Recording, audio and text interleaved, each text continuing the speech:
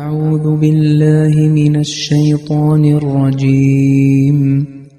بسم الله الرحمن الرحيم. واتبعوا ما تتلو الشياطين على ملك سليمان وما كفر سليمان ولكن الشياطين كفروا يعلمون الناس السحر وما أنزل على الملكين ببابل هاروت وماروت وما يعلمان من أحد حتى يقولا إنما نحن فتنة فلا تكفر فيتعلمون منهما ما يفرقون به بين المرء وزوجه وما هم بضارين به من أحد إلا بإذن الله ويتعلمون ما يضرهم ولا ينفعهم ولقد علموا لمن اشتراه ما له في الآخرة من خلاق ولبئس ما شروا به أنفسهم لو كانوا يعلمون. അസ്സലാമു അലൈക്കും വറഹ്മത്തുള്ളാഹി വബറകാതുഹു. നാം ഇപ്പോൾ ഓതിക്കേട്ടത് സൂറത്തുൽ ബഖറയിലെ 103-ാമത്തെ വചനമാണ്. ഈ ആയത്തിൻ്റെ തഫ്സീറാണ് നടന്നുകൊണ്ടിരിക്കുന്നത്. ഈ ആയത്തിൻ്റെ അർത്ഥം ഇപ്രകാരമാകുന്നു: സുലൈമാൻ്റെ ഭരണകൂടത്തിനെതിരെ പിശാചുക്കൾ അഥവാ രാജ്യദ്രോഹികൾ അനുവർത്തിച്ചിരുന്ന നയം ഇവർ അഥവാ യഹൂദർ പിന്തുടർന്നിരിക്കുകയാണ്. സുലൈമാൻ അവിശ്വസിച്ചിട്ടില്ല, എന്നാൽ പിശാചുക്കളാണ് അവിശ്വസിച്ചിരിക്കുന്നത്. അവർ ജനങ്ങൾക്ക് വഞ്ചനാകൃത്യം പഠിപ്പിക്കാറുണ്ടായിരുന്നു. ഈ യഹൂദരുടെ വാദപ്രകാരം ബാബിലോണിയയിലെ 2 മലക്കുകളായ ഹാറൂത്ത് മാറൂത്ത് എന്നിവർക്ക് ഇറക്കപ്പെട്ടതിനെയും അവർ പിൻപറ്റുന്നു. പക്ഷേ നിശ്ചയമായും ഞങ്ങളൊരു പരീക്ഷണം മാത്രമാണ്, അതിനാൽ ഞങ്ങളുടെ നിർദ്ദേശങ്ങളെ നിരാകരിക്കരുത് എന്ന് പറഞ്ഞിട്ടല്ലാതെ അവർ 2 പേരും ആർക്കും ഒന്നും തന്നെ പഠിപ്പിച്ചിരുന്നില്ല. എന്നാൽ ഇവർ അഥവാ ഈ യഹൂദർ ഭാര്യാഭർത്താക്കന്മാർക്കിടയിൽ ഭിന്നിപ്പുണ്ടാക്കുന്ന വിദ്യ അവർ 2 പേരിൽ നിന്നും, അതായത് അവരുടെ ചരിത്ര സംഭവത്തിൽ നിന്നും പഠിക്കുന്നു. യഥാർത്ഥത്തിൽ അവർ ഹാറൂത്തും മാറൂത്തും അള്ളാഹുവിൻ്റെ അനുമതി കൂടാതെ അതുമൂലം ആർക്കും ഒരു ഉപദ്രവവും ഏൽപ്പിക്കാറുണ്ടായിരുന്നില്ല. ഇതിനെതിരായി തങ്ങൾക്ക് തന്നെ ഉപദ്രവകരമായതും ഉപകരിക്കാത്തതുമായ കാര്യങ്ങളാണ് ഇവർ ഈ യഹൂദികൾ പഠിപ്പിക്കുന്നത്. ഈ മാർഗം കൈക്കൊണ്ടിട്ടുള്ളവർക്ക് പരലോകത്ത് യാതൊരു അംശവുമില്ലെന്ന് അവർ നല്ലവണ്ണം അറിഞ്ഞിട്ടുണ്ട്. എന്തിനു പകരം അവർ സ്വന്തം ആത്മാക്കളെ വിറ്റിരിക്കുന്നുവോ അതെത്ര നികൃഷ്ടം! അവർ ഇത് ഗ്രഹിക്കുന്നുവെങ്കിൽ. സയ്യിദ്ന ഹസ്രത്ത് മുസ്ലിഹ് മൗദ് റളിയല്ലാഹു തആല അൻഹു ഈ ആയത്തിൻ്റെ തഫ്സീറിൽ പറഞ്ഞിട്ടുള്ള കാര്യങ്ങളാണ് പറഞ്ഞുകൊണ്ടിരിക്കുന്നത്. കഴിഞ്ഞ ദർസിൽ ഈ ആയത്തിൻ്റെ തഫ്സീറുമായി മുൻകഴിഞ്ഞ മുഫസ്സിരീങ്ങൾ പറഞ്ഞിട്ടുള്ള ഹസ്രത്ത് സുലൈമാൻ അലൈഹിസ്സലാമിൻ്റെ കാലഘട്ടത്തിലെ ഒരു വിചിത്രമായിട്ടുള്ള സംഭവത്തെ മുസ്ലിഹ് മൗദ് റളിയല്ലാഹു തആല അൻഹു പറയുകയുണ്ടായി. അതുപോലെ തന്നെ ഇവിടെ പറയപ്പെട്ടിട്ടുള്ള ഹാറൂത്തിനെ മാറൂത്തിനെ കുറിച്ച്, ഈ 2 മലക്കുകളെയും കുറിച്ച് മുൻകഴിഞ്ഞ മുഫസ്സിരീങ്ങൾ ഉണ്ടാക്കിയിട്ടുള്ള അല്ലെങ്കിൽ കാലഘട്ടങ്ങളിൽ കേട്ടുകൊണ്ടിരിക്കുന്ന വിചിത്രമായിട്ടുള്ള ഒരു സംഭവത്തെ കൂടി സയ്യിദ്ന ഹസ്രത്ത് മുസ്ലിഹ് മൗദ് റളിയല്ലാഹു തആല അൻഹു ഇവിടെ വിവരിക്കുന്നുണ്ട്. പറയുന്നു, സുലൈമാൻ അലൈഹിസ്സലാമിൻ്റെ വിചിത്രമായ കഥകൾ പോലെ തന്നെ ഹാറൂത്തിനെയും മാറൂത്തിനെയും സംബന്ധിച്ചുള്ള ഈയൊരു കഥയും ജനങ്ങളിൽ വളരെയധികം പ്രസിദ്ധമാണ്. അതായത് ഹാറൂത്തും മാറൂത്തും 2 മലക്കുകളായിരുന്നു. ഇവർ അള്ളാഹുവിനെതിരിൽ ആക്ഷേപം ഉന്നയിക്കുമായിരുന്നു.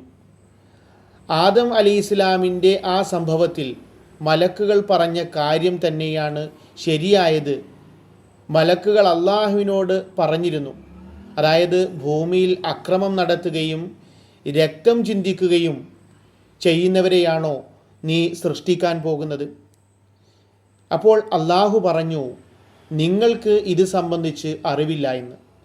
എന്നാൽ അവസാനം മലക്കുകൾ പറഞ്ഞ കാര്യം ശരിയാവുകയുണ്ടായി.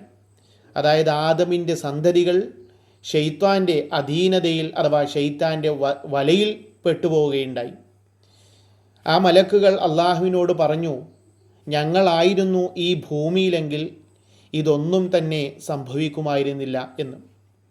അതോടെ അള്ളാഹു ഹാറൂത്തിനെയും മാറൂത്തിനെയും ഭൂമിയിലേക്ക് അയച്ചുകൊണ്ട് പറഞ്ഞു, നിങ്ങൾ ഭൂമിയിലേക്ക് പോയിക്കൊള്ളുക, നിങ്ങൾ എങ്ങനെയാണ് പ്രവർത്തിക്കുന്നത് എന്ന് ഞാൻ നോക്കട്ടെ എന്ന്. അങ്ങനെ അവർ ഈ ലോകത്തേക്ക് വരികയും ആളുകൾക്കിടയിൽ ജനങ്ങൾക്കിടയിൽ താമസിക്കുകയും ചെയ്തു.